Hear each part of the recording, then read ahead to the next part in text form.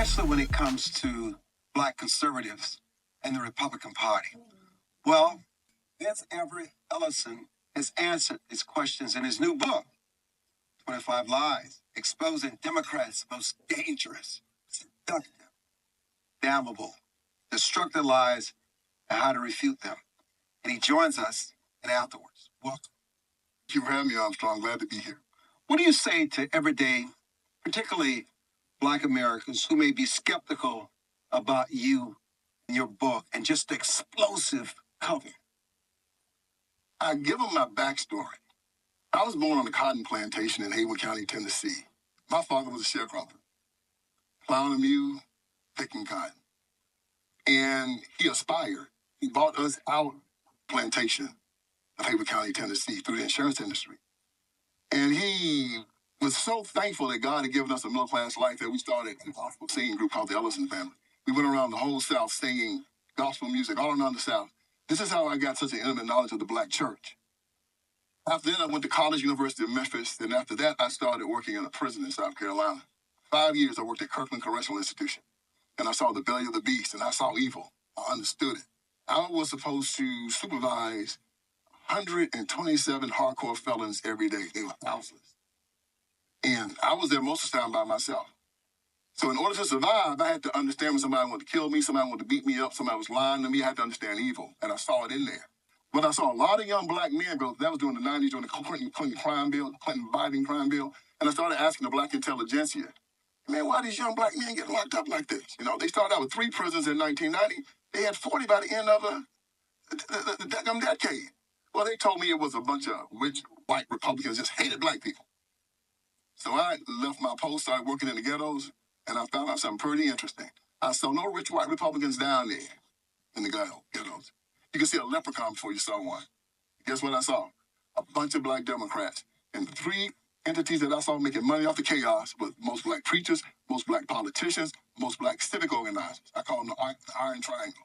That was my first book. This is a sequel to this. And as I studied and saw these cats were connected to the Democratic Party and found out that their number one goal was to make sure they got 90% of the Black vote for the Democratic Party. Period. Full stop. By hook or by crook. And that's what they've been doing for the last, they're just, to me, they're descendants of the old slave master crew, you know? You know, it's fascinating because in one of your chapters, you talk about God won't hold you responsible. It's just a play on words. But what you're saying, when you look at, and you talk about this in your book, the dismal results about education, right, the high crime, right, the homicide, right, and how it's just so heavily concentrated in these communities, you actually believe there's a connection between the leadership who have relinquished their moral and obligation and their leadership obligation to make sure that the new plantation, you keep them as slaves, you keep them dependent, right, you make them believe that there's always racism, right, and so there's no need of trying because you're going to be pushed back or discriminated against, especially when you have all these other race cases that you see, which reinforces it in their mind. They use this as leverage to further say, the white man will never allow you to progress, and therefore let us feed you because you cannot feed yourself. Yeah, I call it neo-plantationism. It's just an old play on the old show. You know, they have them now instead of picking cotton, they got them picking votes. And they have these people demoralized. And when a person is demoralized, they can't hear the truth. The Soviet Union did that to their people, just beat them down and beat them down. And, you know, the schools are terrible. They destroyed every institution from the father to the education system, to the economic system. You name it, they've done it. But they've always done it. The Democrat Party, from 1800 up to now, has been perpetually probably the evilest institution on the face of this earth. Now let's look at the history. From 1800 to 1860, slavery. From 1860 to 1865, the Confederacy killed millions, almost 1 million Americans to keep their slaves. Then they destroyed Reconstruction. Just killed people, maimed people, hung people. After Reconstruction, what? 100 years of Jim Crow. Systematically stole elections, intimidated, bribed, murdered, anything to keep power. And do you think after the 1965 Civil Rights Act, they just changed their ways? No. Now they've expanded it. Abortion, atheism, socialism. And if you want to know the Democrat Party, go to the ghetto. Go to the inner city, and it'll show you everything you need to know about. So you're accusing the Democratic Party of genocide without firing a bullet. Definitely. And they know it. They have the stats in front of them. Just like you and I have them. They see what they're doing. School choice would be too easy, wouldn't it? To educate these young people that are in these schools in Baltimore, Detroit, and Memphis that aren't learning anything, and they know it. They know the educational choice. It's something that works because it's worked in Washington, D.C. It's worked in New Orleans. They know it works. That's why they won't do it. They know they can do it for half the cost of public education, but they won't do it because the one thing that scares them more than anything is like Freddie Douglass said, educated black man. They cannot control them. Keep them ignorant, keep them frightened, keep them under control. And so what's the answer? I say it's an intervention. So how are they, and I know you deal with this in your book, how are they so successful, no matter what era we find ourselves in, just targeting one community, the black community? It doesn't work for the Jewish Americans. No. Doesn't work for Catholics, the Irish, the Italians. Doesn't work for Caucasians.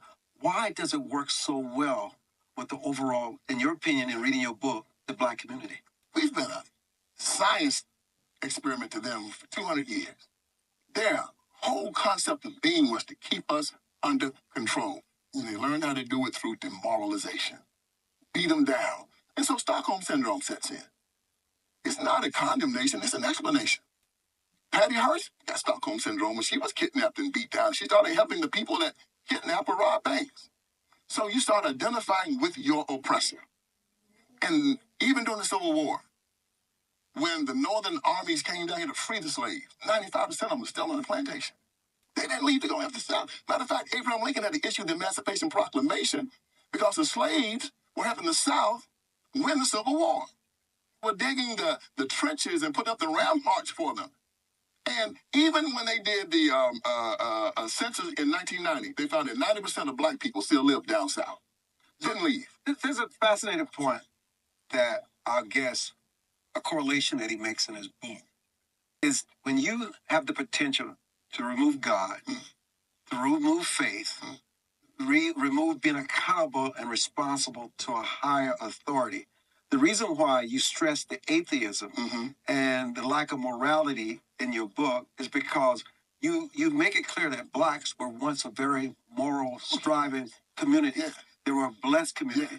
Despite human slavery, segregation, the civil rights movement, that's something they held on to. But once they were able to remove that pillar and replace God with materialism, with things and dependency, that's when they began to experience some of the most successful results instead of continuing to demoralize that community. Exactly, Armstrong. Look, we've always been poor. We've always had poor black people. But we weren't criminals. We weren't killing each other. We weren't destroying our families. When the civil rights movement activated and the liberals from the Democratic Party got inside of it, my goodness, they got inside of the black church and they made it just a conduit to the Democratic Party. Politics became part of the black church, and it never should have been. The black preacher's job, any preacher's job, C.S. Lewis said, is to get us prepared to live eternity in the presence of Jesus Christ. That's his job. We got politicians. We got lawyers. But when you are talking about God and Jesus Christ, see, I tell people, I cannot be oppressed. And I cannot believe in systemic racism because I'm an heir of Jesus Christ. I'm a son of God. I've never met anybody superior to me. Why? Because he teaches us that we're all brothers and sisters, that we all have gifts, and that we're supposed to elevate each other's gifts. And when we elevate each other's gifts, it's supposed to deal with envy, jealousy, income inequality, better house than I got, you go to a better school than I go to. No, think about you. Elevate your gift. Help your neighbor elevate his gift. And then guess what happens? We have a beautiful society. A good doctor helps everybody. A great mechanic helps everybody. A great cook, a great teacher helps everybody. Instead, they're trying to get us to dumb America down by saying critical race theory means that you have some type of superiority over me, and therefore I want you to give up your privilege. I was born with privilege. I had two great parents, a great family. I was born in America. That's a privilege. Heck, man, they tried to tell me that being born white is a privilege. I said being born black is a privilege. But they don't want you to believe that. No, they don't want you to believe that, do they? And then I was born with the greatest privilege, being an heir of Jesus Christ. That says you're not under anybody. Anything you need, I got you. See, they don't want us to go back to that, because once we do that, the fighting stops, the ignorance stops, the jealousy, the hatred, all of this foolishness that makes us kill one another will stop, but they will lose their power. Another interesting chapter in your book, picking up on what you're saying now, when you talked about the LGBTQ and equality, and you show great respect, human beings, Yes. no one should be discriminated against, no one should be harmed in any kind of way because of their preferences. Exactly. But you also pointed out in your book very eloquently how this has become a tool to further marginalize the Black community. Yes, it is. What they do, they use their pain for their gain. The Democratic Party does. Same way they do us. They say, we can help you to achieve whatever it is you want. And I tell them, no, you achieve it by earning the respect of the people around you. It happens. We go back to our Bible. Cain had been rejected. His offering had been rejected by God. Cain was angry, mad at his brother Abel. God comes to Cain and said, Cain, why are you angry? If you do well, will you not be accepted? And if not, sin waits at the door to master you, but you must master it. If you do well, will you not be accepted? The CEO of Kimco, done well. Accept it. When you do well, they will raise. Jesse Owens goes over B. Hitler. They give him a ticker tape parade in New York City in 34, 35. This is before all the marching and all the crazy. Joe Louis knocks out Max Melly at Yankee Stadium. And all of the country celebrates him because he did well. I'm telling the LGBTQ community, don't get caught in that vice of trying to use the law of coercion to make America like you. It didn't work for us. Change the hearts of the people. Be respectful. Talk to God. If you're happy with yourself, that is enough. Another fascinating point, I really encourage people to go out and buy your new book, The 25 Lies. You go heavy on how important morality was for the civil rights community when it was desperately needed. King was moral. They never compromised the moral leadership.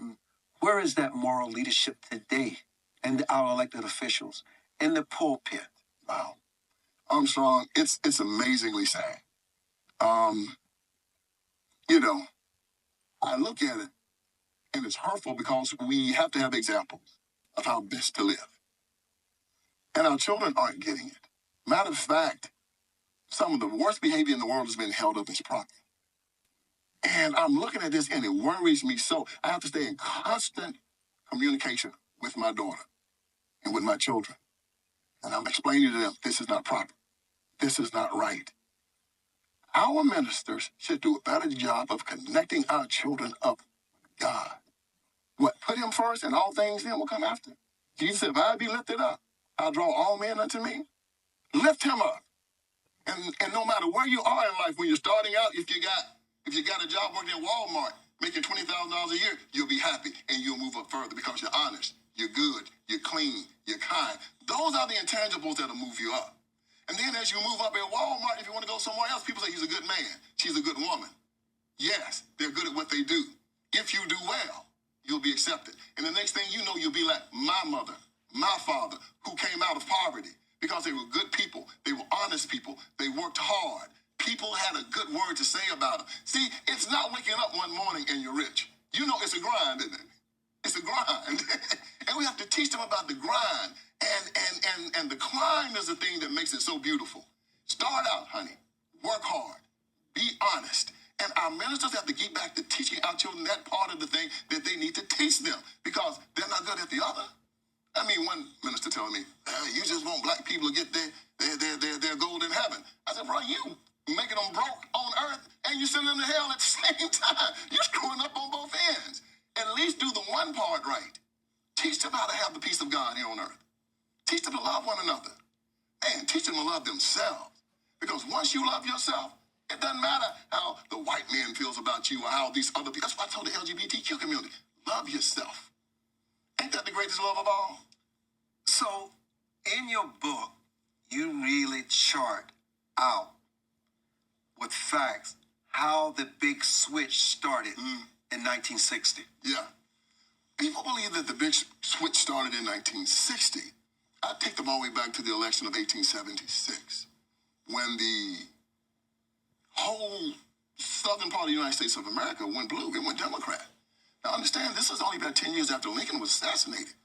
So you had a lot of black people voting for the Democratic Party then, and they had a plan for it. It was called the Mississippi Plan and the South Carolina Plan. Intimidation, robbery, murder, stuffing ballots.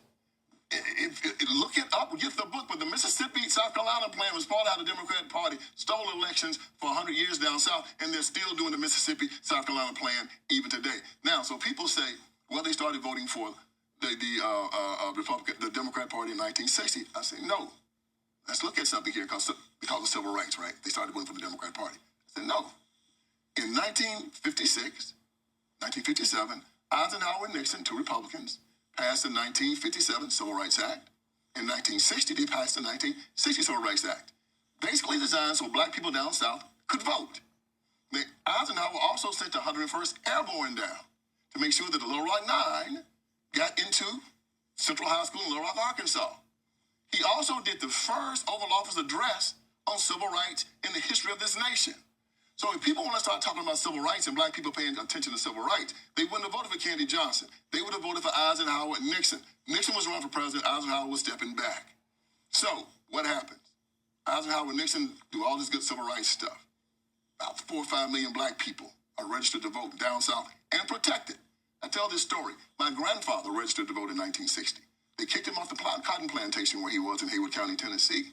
The FBI came down and told him he didn't have to go anywhere. The Eisenhower and Nixon sent him down to say, we've passed this new law to say they cannot intimidate or hurt you anymore. You're going to vote. My grandfather voted. And here's the thing, Armstrong. He voted straight Democrat. Now, I asked my father why. He said, yes, black folks did what white folks told them to do back then. Even then, and at the end of that campaign, they found out 80% of black people had voted for the Democrat Party. Now, people say that, all of these Democrats switch Republican. You know, Fritz Holland stayed a Democrat, George Wallace stayed a Democrat, Orville Favors, Lester Maddox, Ross Barnett, all those Southern governors and all those Southern senators, only one switch, and that was Strom Thurmond.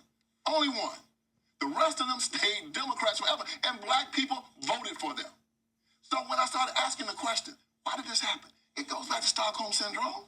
It goes back to cognitive dissonance. It makes perfect sense. You've been oppressed. You've been beaten down for 400 years. Of course you're going to take on the characteristics of your master.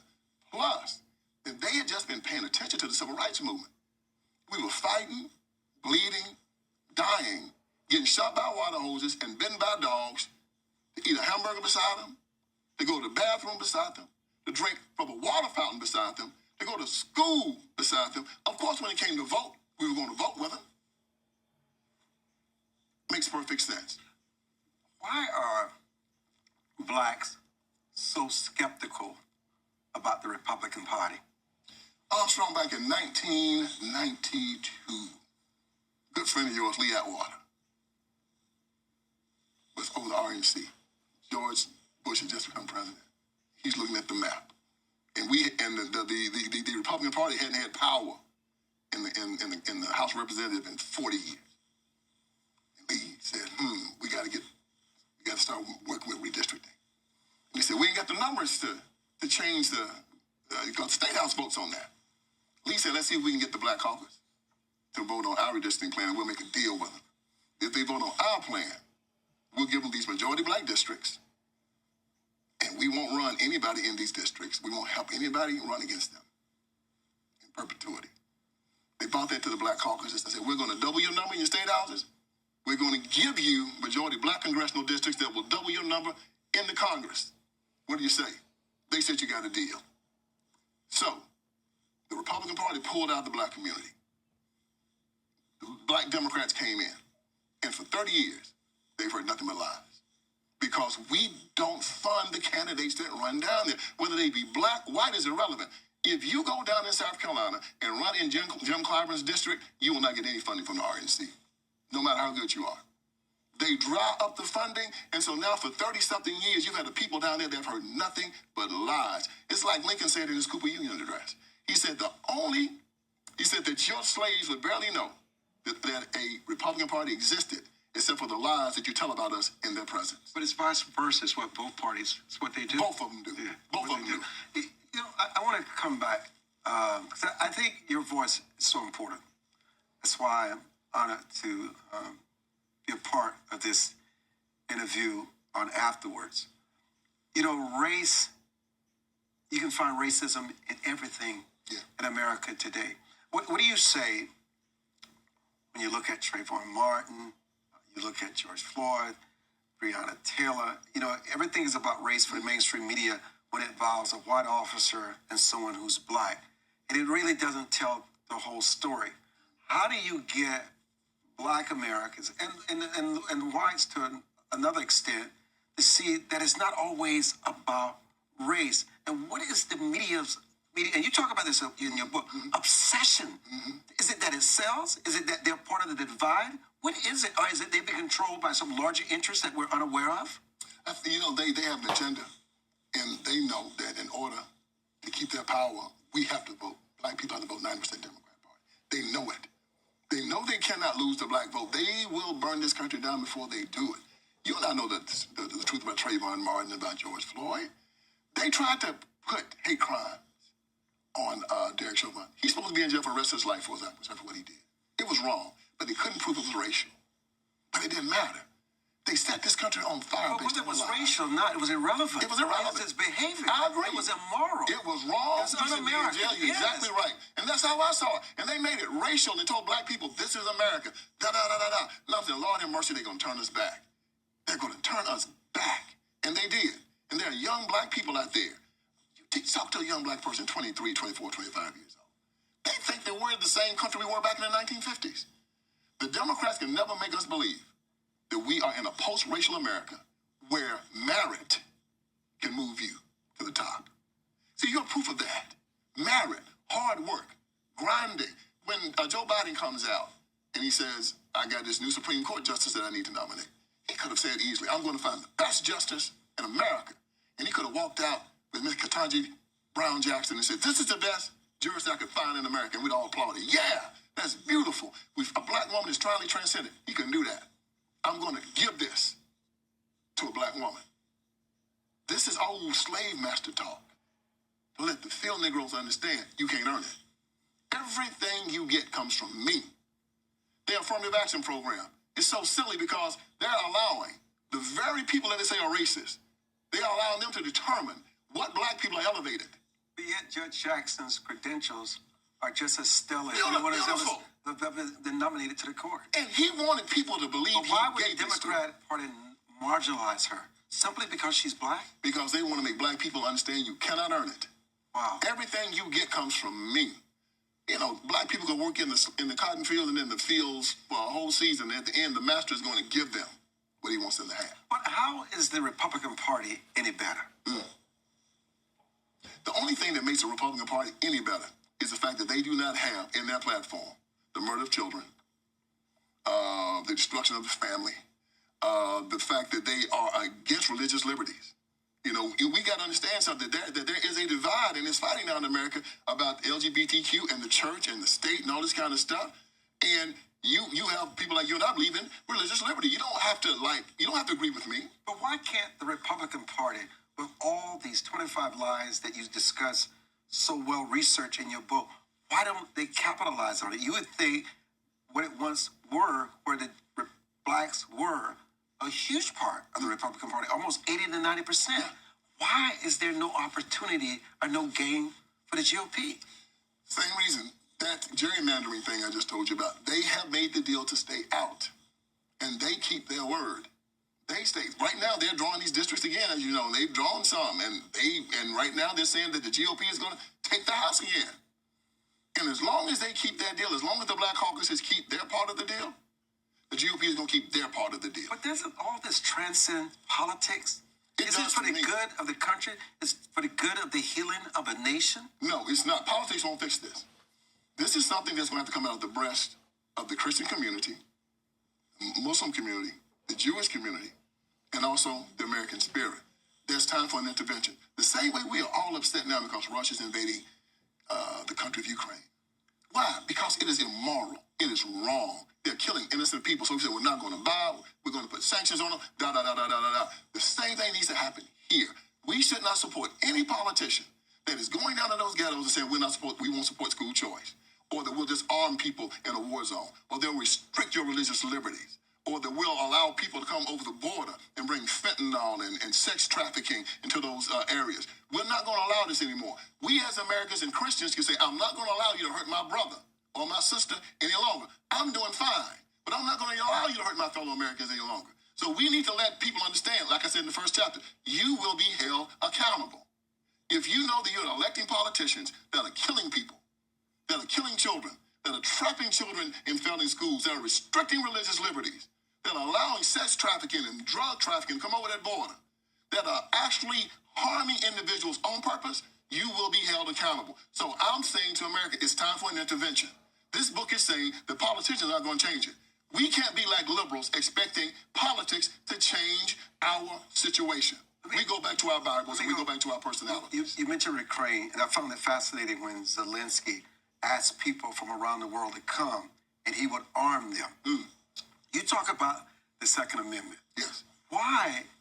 The biggest demographic getting concealed and carry are African Americans. Why is the Second Amendment so important? Frederick Douglass said that a man without the ability to fight back without power is not a man. He said that that human nature is constructed where they cannot respect a weak man. He said that they can pity him, and only that for a time, unless the natural force of power is shown within him. You cannot be free unless you can defend yourself. We see what happened with the George Floyd riots. Democrat mayors told the police to stand down while people came to and kicked people's doors in and just robbed them. Told the police to stand down. We see what's going on in Ukraine now. Another country invaded, and their government doesn't have the ability to defend them. It is a natural state of power. And this is something that makes me angry, Armstrong. I talk about the biggest problem in America right now in the black community. It's not white racism. It's black male cowardice.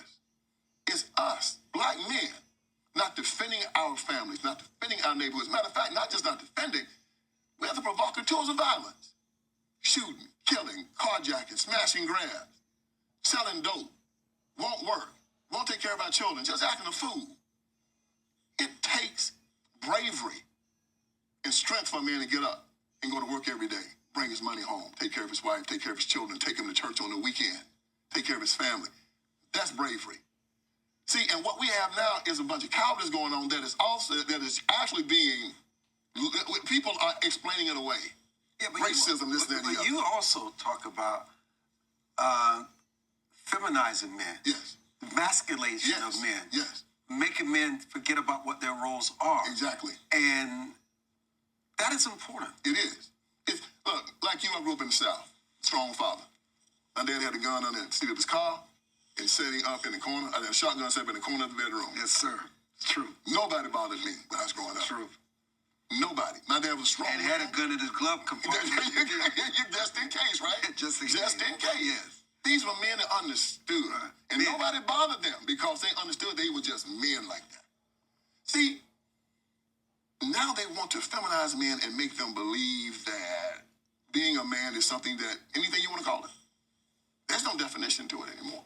Whatever you want to call it, that's what it is. When you and I grew up, understand there was a definition to it. When you and I grew up, if someone said we needed to take paternity leave, we laughed at it. No, man, I got to work. I got to take care of that baby. Right? Exactly. Right.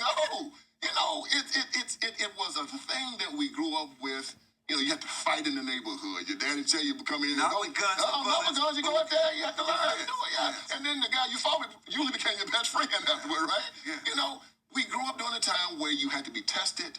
You played sports. You fought with your brothers. Your daddy tell you go outside and finish it. All right, it's over with. Come on back inside. Y'all fine. Now they want men, if they teach them, we want you to cry. And now everything was about mental illness. No. You fight through that. Yes. Strong. While it exists, men fought through it. You fought through it. It was about discipline. You were looked upon as a man when you could control yourself. When you could control yourself. And you understood that you weren't supposed to talk about everything in public. And also, you and I had mothers and grandmothers that had 10 and 12 kids, and once they gave birth to that kid, they were back in the field the next You day. better believe it. You worked, and your mother was harder than your daddy was. Yeah. My mama told me that no woman wants no crying man. Straighten your face up. Straighten up. It was about control. Christianity is about conformity. Life, as far as my family was concerned, was about conformity. Control yourself. I'm tired. Get the job done. I'm scared. Fight through it. Face your fear. I'm angry. You better not hit your sister. It didn't matter. You control yourself. That was the way you were supposed to be. And that was also, it was reinforced in school. And you would never swear Oh, no. around your parents. Yeah, oh, no. You would not ever wear a hat at the dinner table, and your pants would be hanging down around your butt. Would never happen. That was a decorum. It's a decorum. That you had to respect your father and your mother, no matter how old you got. When you came through my daddy's door, you turned into 12 years old again. And you had to act like you 12. He'll put me out there and tell me, well, if I go home tomorrow, tell me what you are. Yes, sir. I'm just giving God going, man. It's the respect. It's the honor. It's knowing what right looks like. And right now, nobody knows what it is. You know, there's so much that we're covering that's in your book. But you also talk about, you can see that there's progress. Yes.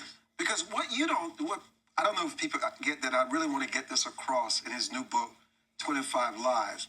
What you're advocating is no different than what has been advocated to us through our faith, through the 10 Commandments, Yes. that there's a higher being. Yes. There's no such thing to you as black conservatism.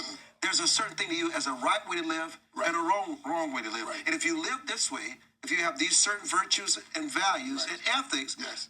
you end up pretty good in life. Yes. And you don't put a color to it. No, man, look. What scares me is that they're now trying to take this. They've taken the black community and almost destroyed it with it. Now they want to spread this into the white community. You know, that's where the CRT is, trying to make white people hate themselves like they taught most black people hate themselves. You're a racist. You're an oppressor. You're no good. They're going to start looking in the mirror and saying, I'm no good, and they're going to start shooting people that look like them like we do. You remember when the hip-hop stuff started coming through Armstrong? You know what? I didn't hear music going to B's and W's, N-word. We didn't hear that stuff. So when it came out and we heard it, it kind of, we said, well, that's terrible. And it kind of rolled off our backs. But then the children started hearing it. We have children 35 years old, they never heard nothing but that mess. And so now they look at each other and they hate one another because the girl's a B. He's an N-word. She's a W word.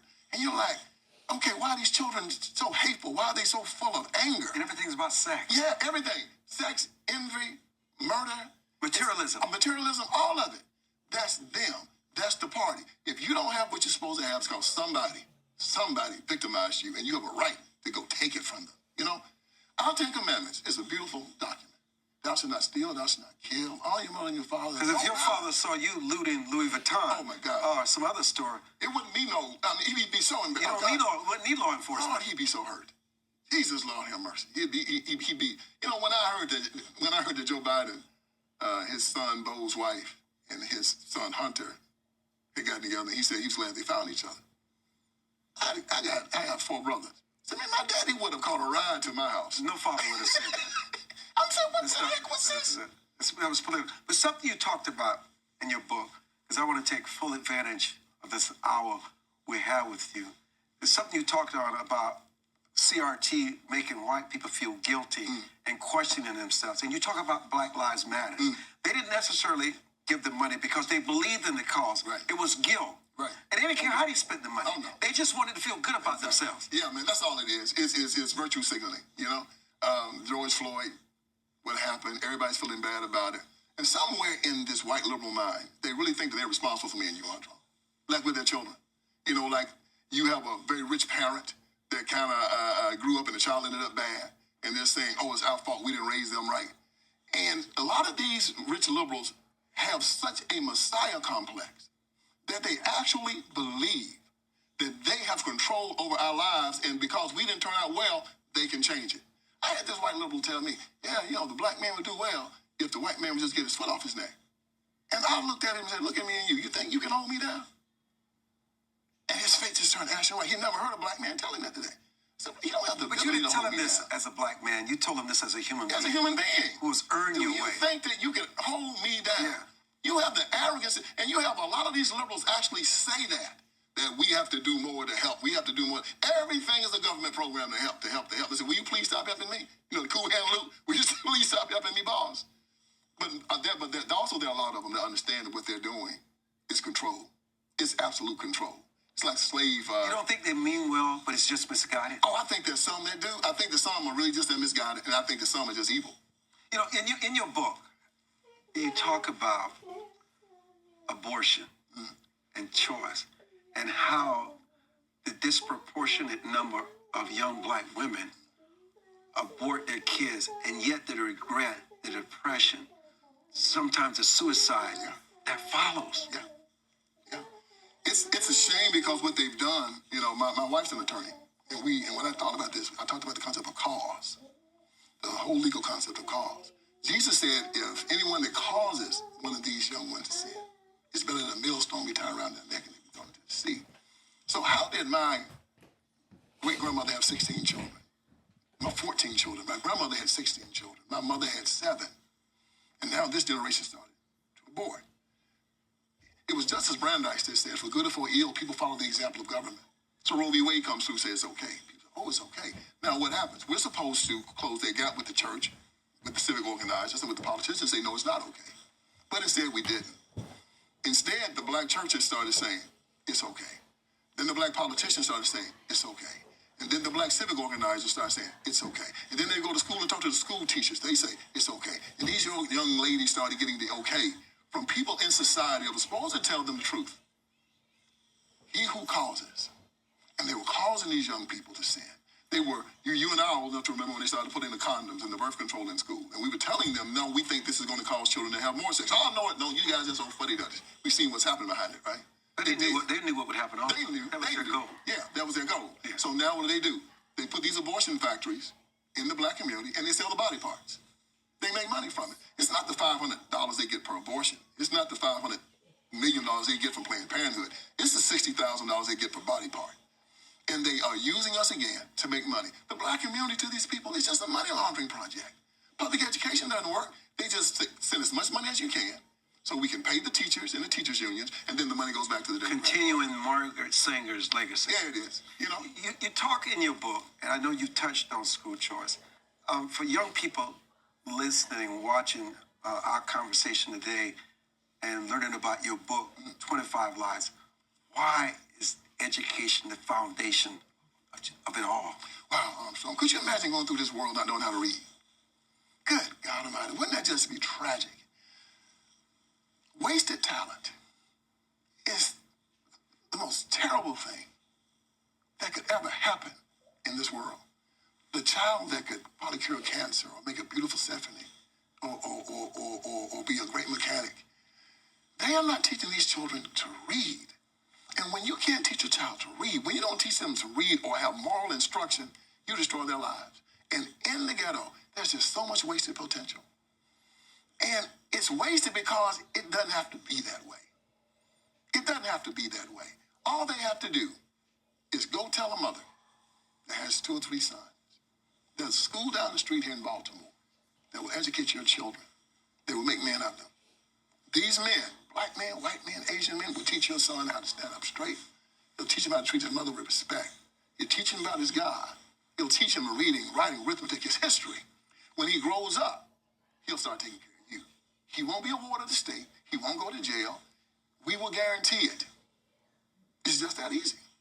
You and I both know of private black schools that do that. And they're very successful. They know of them. And they refuse to let it happen. That's why I say they're evil. What about the playground and the classrooms where kids spit on teachers, assault teachers, disrespect them, use abusive language towards them, and now you can't suspend these kids from school? See, that's why the private school system is so much more important too. It takes the government out of that. And it'll allow the parent to teach, to take their children to men or the teachers that they trust. But and you touch on this, you can only allow this to happen if not only do you want to destroy public schools, but you want to destroy the learning process. There it is. And that's what they want. Is that intentional? It has to be. It's too ridiculous. You cannot teach anybody anything without discipline and security. I mean, when the Green Berets jump into the middle of the jungle, they put up a secure perimeter. You have to have security. You have to have discipline. They know that. But they have this crazy idea of the world where they don't want these children disciplined because if they are disciplined, they can't control them. And these people, these people from Harvard, Yale, Oxford, they're not stupid people. They know exactly what they're doing. They know. The Moynihan Report told them what was going to happen. They're looking at the statistics right now that says we've had the lowest birth rate in the history of our nation last year. And the trend had been going down for 7 straight years. America's dying. They know it. And they're full speed ahead with abortion. They're full speed. I read this story, and they were celebrating it. They were saying that our generation, LGBTQ, might be maybe 1 or 2%. And in this generation between the ages of 17 and maybe 30, it's about maybe 17%.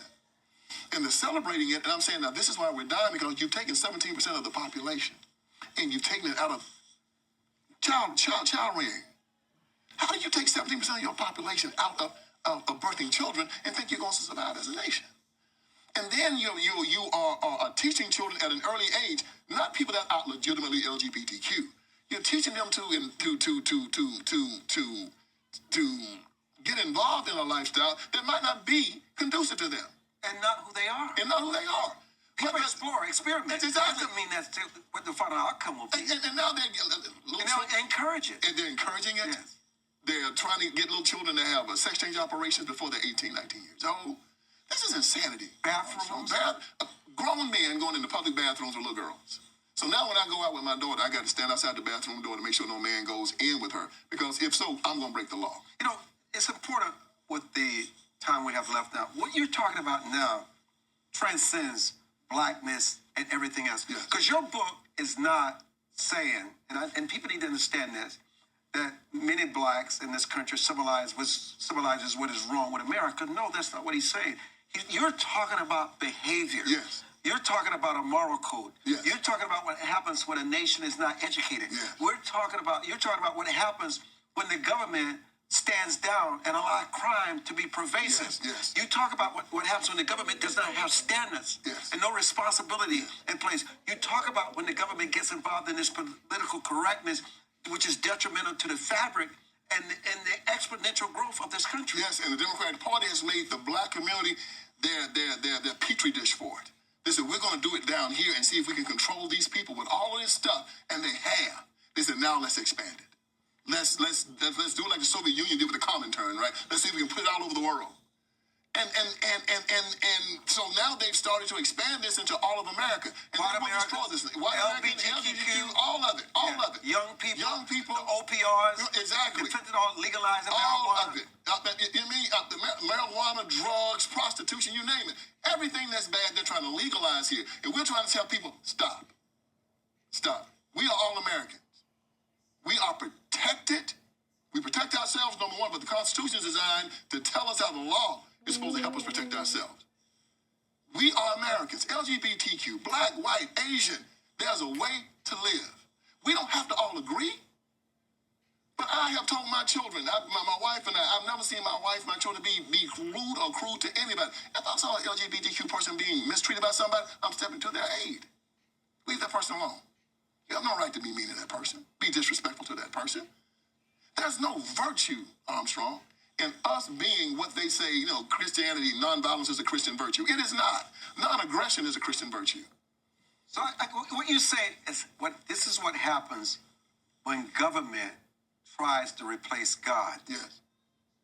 And just remove him from everything. And even when you speak about God and you mention Jesus, people think you're weak and they laugh at you. Oh man, and on that side they put him out of everything. You can't say it in school. You can't have it in the public square.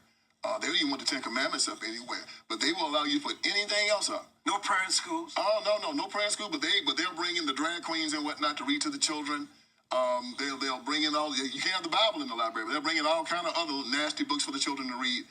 These people... And you can't fail kids anymore. No. You got to make them all feel good. Exactly. Until they get out and face reality. See, we no longer have a policy disagreement with these people. It's no longer about taxes. This ain't about, curriculum. This is about a party that has systematically tried to destroy this nation 3 straight times in a row, from slavery to Confederacy to Jim Crow. And now they're doing it again with socialism, and they're doing it again with atheism. And it's very subtle. It's very seductive. You know, if you depend on me, I'll give you everything you need. They're taking God's place. Not prosecuting crime. Oh, no, not prosecuting crime. You know, no bail, Yes. defunding the police. And don't believe that they're not going to defund the police if they ever get in power again, okay? Because this is how they have to make you insecure. But then they want anarchy. Yes. And if they get anarchy, they have control. See, when people are afraid, when people have no security, when people are trying to survive, that's when they turn to government. But Vince, in reading your book, you also know their best laid plans is that they forget the little things. It can't work in the long run. America can't survive this. You cannot. And Armstrong, I'm thinking, you know, you and I, Christian man, we believe in Satan. We believe he roams this earth. I believe that's his intent, to try to take this nation out. You know, it's always been his intent. America's been that good thing. The whole world. Envy. All over, yes. The whole world looks at America and says, wow. Wow. America is a dream. Shining city on the hill. We only make up 3% of the world's population. And everybody wants to come here. Because of the system that we've created here, he has to destroy it. He has to make it effeminate. He has to make it poor. He has to, and as Abraham Lincoln said, we'll only be destroyed through suicide. You talk about this in your book, and this is the question. Who are they?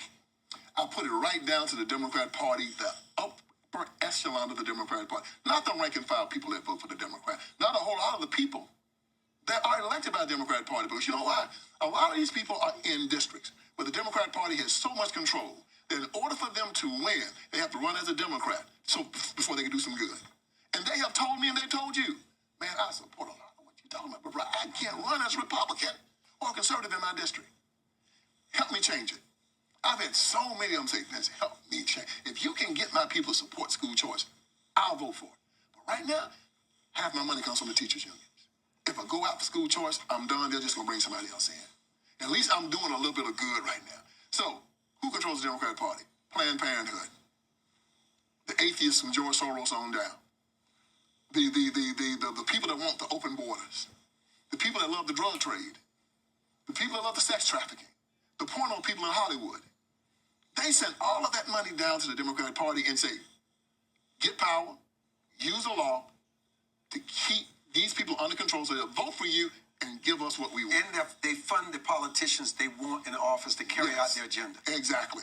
You have people, I mean, you know how it works, Armstrong. You've been a Washington man for a long time, how China's sending money in through these lobbyists, and then the lobbyists give money to the politicians. It's all just incestuous around here. Yeah, and they're doing a good job They can't beat us militarily, but they can destroy our values, and they can bring about fear and discord. Like you talked about with the COVID-19 and the mask. You talk about it in the pandemic, how they exploited that. Just exploited it, had us afraid to do anything. Now we're in this inflation, we're in this economic turmoil because of it. See, we live very protected lives here, and we don't know how sinister these people are. They know they can't come here with guns and defeat us. So outside of America, they are sending in everything they can to defeat us from the inside. Propaganda, all of it. We've done it. America's done it to countries before. The Cold War was about that, okay? Now they're doing it to us. And we don't even see it coming, but they know the foundation to it all, to the Democratic Party keeping power, is keeping black people under their heel. And you lay all the blame on the Democratic Party, no responsibility for Republicans or the GOP, just the Democratic Party? When I look at the Democratic Party, I always look at what they've done to the black community. I look at the evil that they've done to our people. I look at it from slavery up until now. I estimate they've killed close to 60 million black people since they've been a party. Through slavery, through abortion, the Middle Passage, and all of it's come from Jim Crow. I mean, Jim Crow was horrible. Even though we had the laws on the book, 13th, 14th, 15th Amendment, right to vote, equal protection under the law, ending of slavery, they castrated, killed, murdered. The first NAACP field officer to get killed in the field was a guy by the name of Everett Williams. He worked in Haywood County, Tennessee, and it was in the 1940s. Ku Klux Klan killed him because he was trying to get black people to vote. That was them. They've been a murderous, thieving, perverted lot since their inception in 1800, and they haven't changed. It's like the mafia, right? If you set up the mafia inside of a city, who's coming to it? The pimps, the drug dealers, the murderers, the thieves, because that's what they do. When you set up a Democratic Party in a state, And they said, oh, we're going to support abortion. We're going to keep children in terrible schools. We're going to try to destroy religion.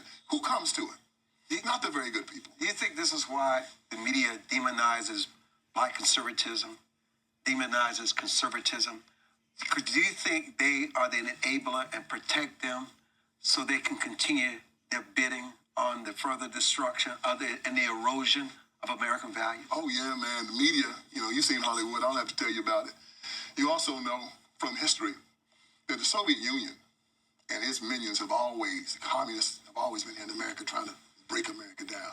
I remember in my book I wrote about what Taylor Branch wrote in his book, American and King Years. He said in 1954 that the Comintern in the Soviet Union sent their spies here to infiltrate the civil rights movement and gave them instruction to make the black community a direct replica of the Soviet bloc. And they've done it.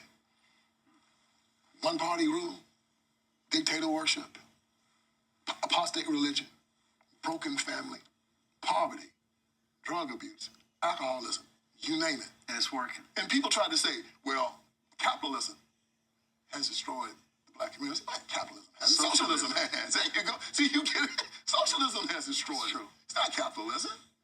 In the 5 minutes we have left, and I thank you so much for writing this book, 25 Lies Exposing Democrats' Most Dangerous, Seductive, Damnable, Destructive Lies, and How to Refute Them. Give us hope. What can people do to turn this around, or can they? Thank you for that, Armstrong, because there is hope. The hope is that there is still a strong Christian community out there.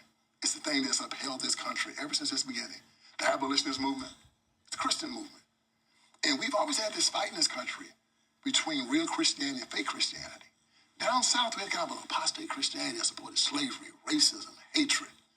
But then there was a Christianity up north, the abolitionist Christianity said, no, brotherhood, love, forgiveness, forbearance, freedom. That Christianity still exists. And now we have to activate it and say, look, we're doing a good job going into Africa, going into South America, going into China, going into Korea. But what did Jesus say? I want you to take this gospel and I want you to spread it. Starting here in Jerusalem and Samaria, then to the outermost parts of the world. We as Christians have to start redoubling our efforts to go get our own here. We have to go back into the communities that are suffering. We have to challenge the church to start doing its job again and bring about the Great Commission. Because the black church in many ways has become an apostate church. Not all of them. You got some good preachers still down there. But too many of them have just made politics part of the church. Souls to the polls, street money. You know how it works. You've seen it. And they've taken the black community and they've made them believe that Christianity and Democratic Party, socialism are synonymous. They are not. How do we get American blacks, it's like the immigrant song, when they come here, they find prosperity, opportunity. How do we get American blacks to finally take their shoes off in America and say, I'm at home, and I'm going to treat this and protect it as if it's my home? School choice is the best route to get that done. We start with wiring up these young black people again to believe in their God, believe in their Christianity, put the foundation up under them. Make them understand you're no longer an African American, you're an American. You're an American. You have 20, 25 generations in this country. I mean, the Constitution of the United States of America said you had to end the slave trade in 1808, right? That means your people have been here at least since 1808. This is your country. Your people built it.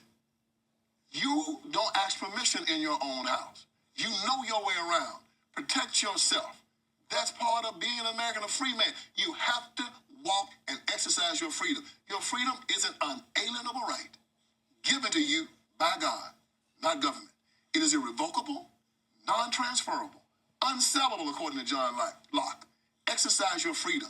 Stand up as a free man in your house. Believe in your God. Get married. Have a family.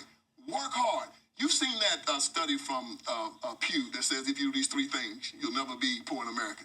It says at first you graduate high school, don't have a child until you're married, and work full time. You'll never be hungry. In the final 2 minutes, explain to people what a black conservative is. That is so much more. To sort of denounce the myths and what people have tried to make others believe that it is. You tell us. I want a black conservative has to believe in Jesus Christ and his God. Because that's what makes you fearless. That's the thing that makes you say, I fear no man. It makes you stand up and look him in the eye and say, I get everything I get from my God. And anyone that's going to come and try to separate me from that, going to have a problem with me. Anyone that's going to come and try to teach my children and pull them away from their God is going to have a problem with me. A black conservative is a person that believes in Jesus Christ, his God. He believes in freedom. Not that government gives him his freedom. He believes that his freedom comes from God. He doesn't ask permission. He exercises his freedom. Just like your car, you own it, right? It's mine.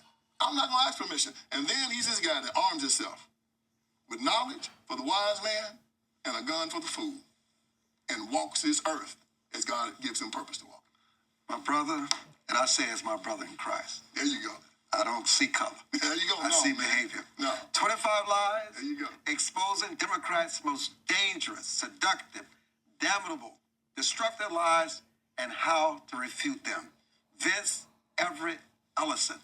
Thank you. Thank you, brother. So much for joining us Man, enjoy it. on Afterwards. Come on again.